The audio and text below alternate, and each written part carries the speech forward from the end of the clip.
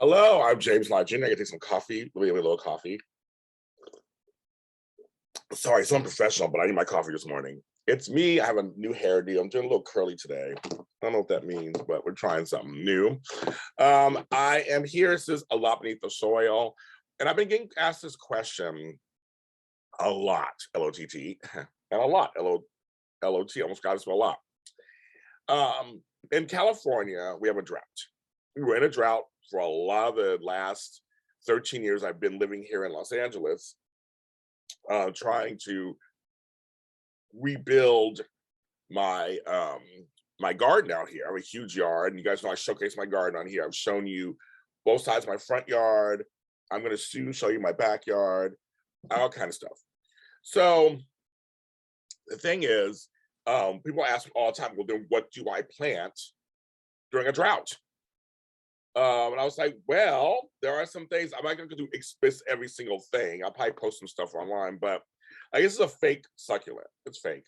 I have fake plants and real plants all mixed in. But something like this is an example of something that works. You have to, I say, if you don't know personally, then go to any gardener or nursery and they will show you what you can plant.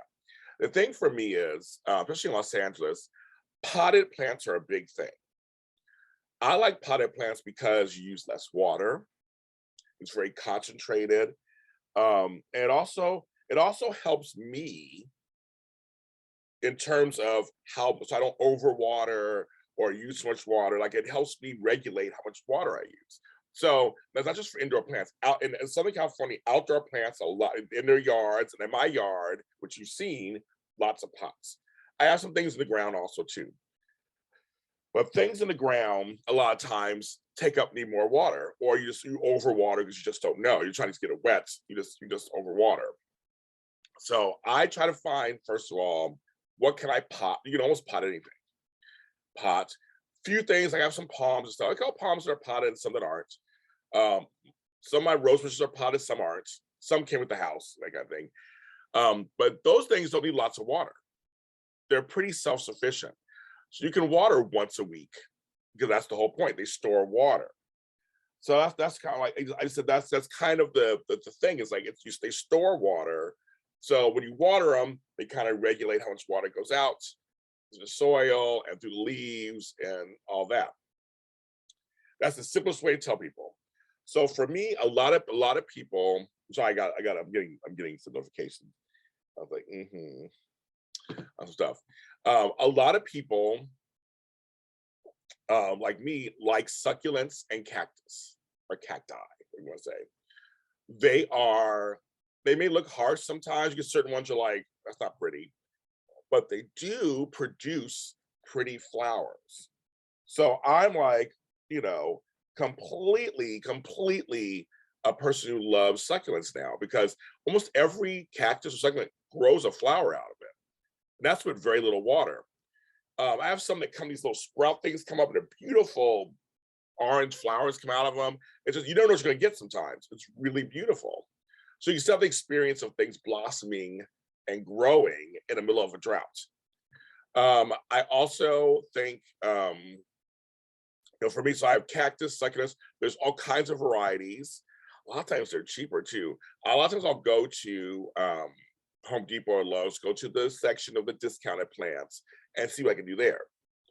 I have, if you look at my if you're listening to the show, then go to my videos on YouTube, JLJ Media, and look at my yard, how I lined up all the pots along the fence.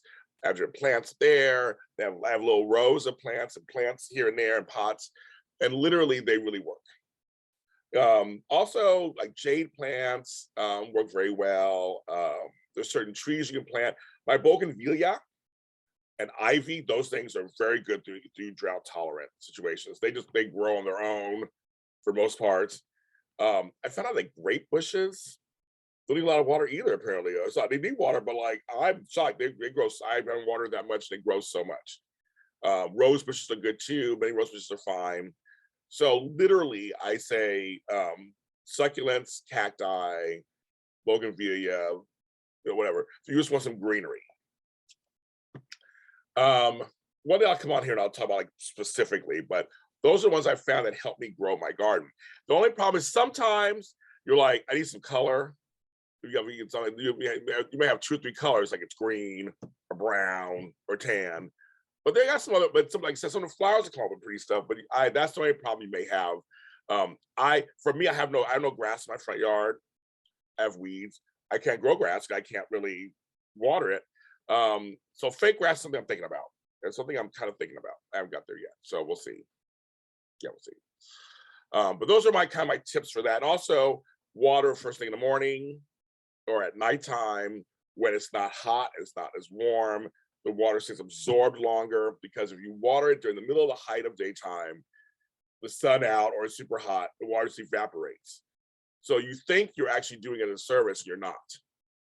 It helps for a second, then you have to actually water more because the soils are sucking it up. So you gotta be careful with that too. So first thing in the morning, later in the evening or in the afternoon, when the sun starts coming down and the temperature comes down, and it will last longer. So I hope I want to give you that was my easy question about that. I'll look into like certain plants and things for you guys if you guys want to certain names. But I love all my succulents are the bomb. My cactus are the bomb. And they just grow and grow and grow and grow and grow and grow and grow. My rose bushes are great. They don't need a lot of stuff. And like I said, my bougainvillea is just growing wild. So there you go. I'm James Lott Jr. A lot of help. A lot of Beneath the Soil is on all streaming service platforms. JLJ on YouTube. Get out there and garden. Whether if you have like a little tiny space in your balcony or in a room with some light, or your plants that need shade, I say plants should be in your house. They should be. I love plants. I'll talk to you next time.